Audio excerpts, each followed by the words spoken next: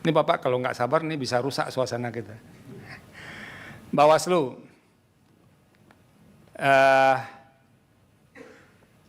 kami mohon diberi penjelasan ya, walaupun di keterangannya sudah ada, supaya ini agak bisa relatif berimbang juga. Pertama ini yang terkait dengan kisruh di 5 TPS tadi itu, yang soal suara yang disilang itu. Tolong Bawaslu jelaskan apa fakta yang Bawaslu temukan dan apa yang dilakukan Bawaslu terkait dengan fakta ini. Silakan.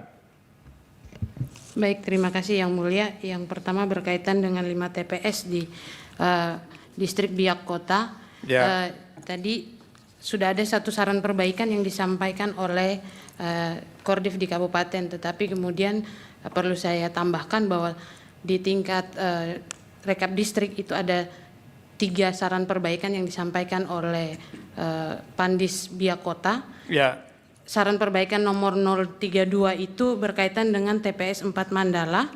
Lalu kemudian ada saran perbaikan nomor 033 dan kemudian 034. Nah, yang dalam hasil pengawasan teman-teman Bawaslu Biak, karena kemudian juga Ibu Kordif ini ada di tempat pada saat rekapitulasi dan mengetahui seluruh proses di tingkat rekapitulasi di Biak Numfor, yang pertama disampaikan bahwa pada saat rekapitulasi untuk di 5 TPS itu didapati kejadian bahwa terdapat ketika mau melakukan rekapitulasi ada fakta bahwa C hasil salinan yang dimiliki oleh 01 saksi pasangan 01 dan juga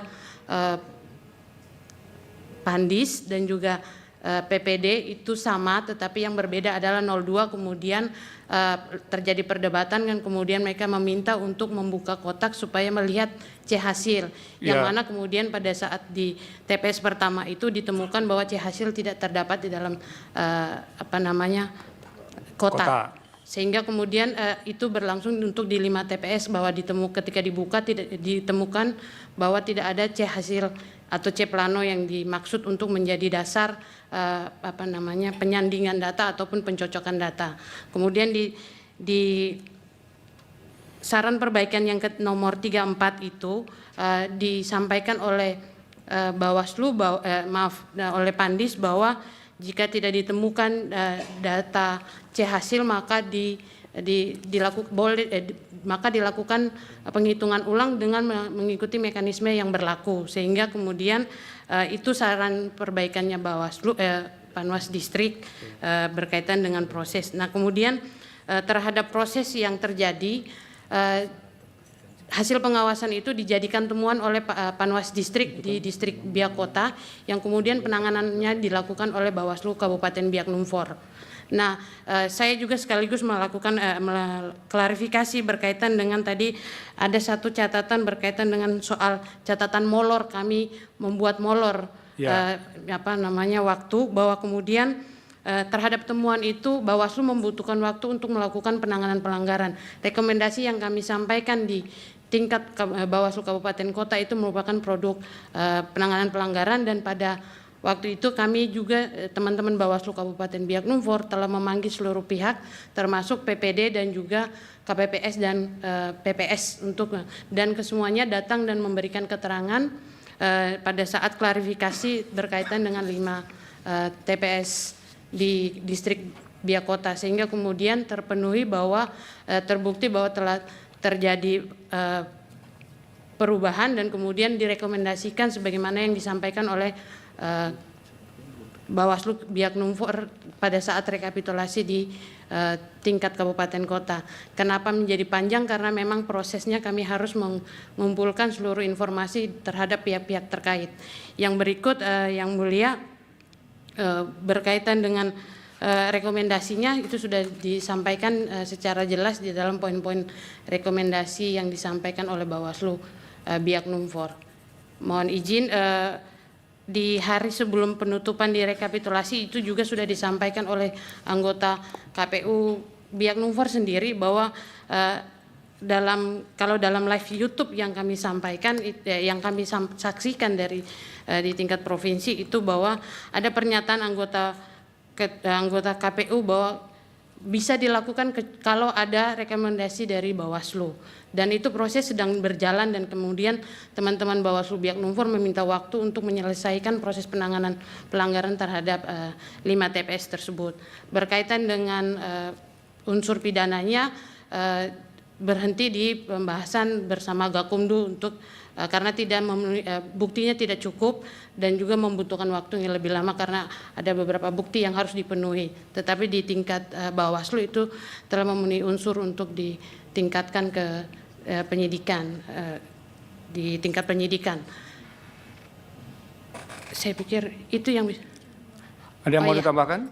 Berkaitan dengan soal jadwal izin yang mulia, di tanggal 16 Agustus KPU Provinsi juga kami juga mengeluarkan saran perbaikan dengan berkaitan dengan jadwal yang sampai dengan 15 Agustus kami melihat bahwa sebagian ada beberapa kabupaten yang belum selesai melakukan rekap, dan kami meminta KPU Provinsi Papua untuk meninjau kembali jadwal, dan pada tanggal 6 Agustus kami menerima salinan putusan dari teman-teman KPU Papua 636 nomor 636 berkaitan dengan perubahan jadwal yang terjadi perubahan itu di jadwal rekapitulasi yang kemudian tadi sampai dengan tanggal 20 paling akhir. Kalau di jadwal sebelumnya ada di tanggal 16 Agustus, tetapi kemudian setelah perubahan ada di tanggal 20 Agustus. Oke, yang kedua Bawaslu. Ini berkenaan dengan klaim bahwa partisipasi lebih dari 100% itu. Nah, kira-kira ini bisa nggak apa yang peran laporan ada nggak ke Bawaslu? Apa yang dilakukan Bawaslu terkait dengan ini? Adakah laporan atau temuan dan segala macam? Silakan.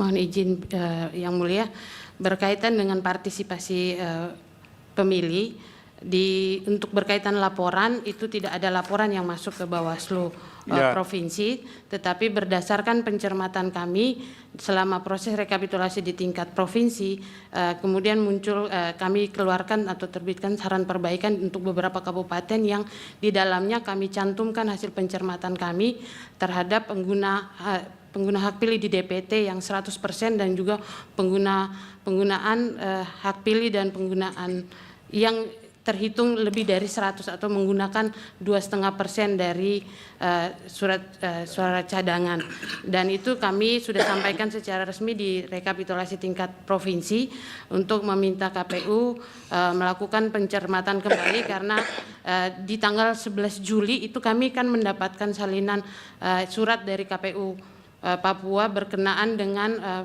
rekapitulasi terhadap data pemilih tambahan dan pindahan setelah pembukaan kotak di 9 kabupaten kota. Nah, berdasarkan itu juga kami juga mendapatkan by name, by address-nya pemilih yang terdaftar di masing-masing TPS pada saat tanggal 27 November. Nah, kami juga di teman-teman kabupaten kami menyampaikan data tersebut kepada kabupaten untuk memperhatikan bahwa karena mengikuti putusan MK dan juga kemudian surat KPU 626, 824 dan juga 1255 itu untuk DPK harus berdasarkan pada daftar hadir di tanggal 27 November. Sehingga kami kemudian melakukan pencermatan terhadap hasil salinan yang kami terima melihat pencatatan berkaitan dengan pengguna hak pilih di DPT, pemilih pindahan dan pemilih tambahan, sehingga di beberapa kabupaten kami menyampaikan saran perbaikan untuk meminta KPU memerintahkan ke KPU kabupaten kota untuk melakukan pencermatan karena yang kami peroleh misalnya ada penyesuaian yang dilakukan. Ada lagi dari semua keterangan tadi Bu, secara umum apa yang Ibu concern untuk komentari, misalnya yang diterangkan termohon atau pihak terkait atau pemohon yang itu tidak sesuai dengan fakta menurut Ibu, ada nggak?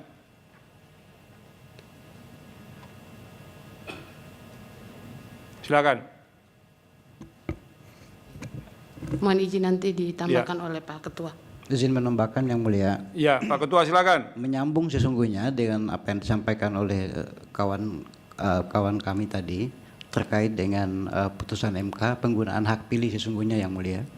Untuk dari pencermatan kami untuk Kota Jayapura saja misalnya Yang Mulia izin itu kami menemukan sekitar 64 TPS yang terdapat DPK pada 6 Agustus, tetapi pada 27 November yang lalu tidak ada daftar hadir DPK-nya Yang Mulia. Itu untuk Kota Jayapura. Untuk Kero misalnya. Agak keras, Pak. Baik Yang Mulia, makasih banyak.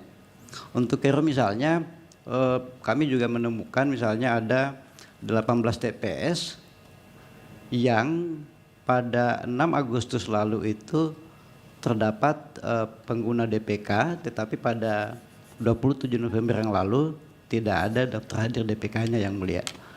Begitu juga di beberapa kabupaten yang lain. Tapi untuk yang tadi saya menyampaikan yang untuk Kota Jayapura saja itu ada di 64 TPS, merata di semua distrik, ada di 5 distrik yang jumlahnya sekitar 1.000 Yang Mulia. Oke. Apalagi yang mau disampaikan? Cukup? Itu juga belum menghitung yang DPTB-nya Yang Mulia. Oke. Untuk pemilih pindahan maksud saya. Itu juga ada perbedaan, misalnya untuk di Kota Jayapura itu ada tersebar di 8 TPS, ada 51 pengguna DPTB atau pemilih pindahan yang pada 27 November yang lalu tidak ada dokumennya. Demikian. Cukup ya? Cukup? Yang Mulia Pak Ridwan, ada yang mau disampaikan? Yang Mulia Pak Arsul? Nah, semua pihak ya, pemohon, termohon, pihak terkait dan Bawaslu, kita ini memang menyadari masih banyak titik lemah yang harus dibenahi di penyelenggaraan pilkada ini. Dan makanya kemarin salah satu yang kami putuskan bahwa rekomendasi Bawaslu itu harus ditindaklanjuti oleh KPU. Yang terakhir kita putuskan itu. Tapi memang harus dihitung juga sekuen waktunya. Kapan rekomendasi itu harus ditindaklanjuti? Sebab kalau waktunya sudah kasip, bagaimana menindaklanjuti? Karena apa? Ada step-step juga tahapan ini akan berakhir di sini, akan berakhir di sini. Oleh karena itu, salah satu yang bisa kita sampaikan di forum resmi ini, supaya nanti setelah revisi Undang-Undang Pemilu, itu memang dilakukan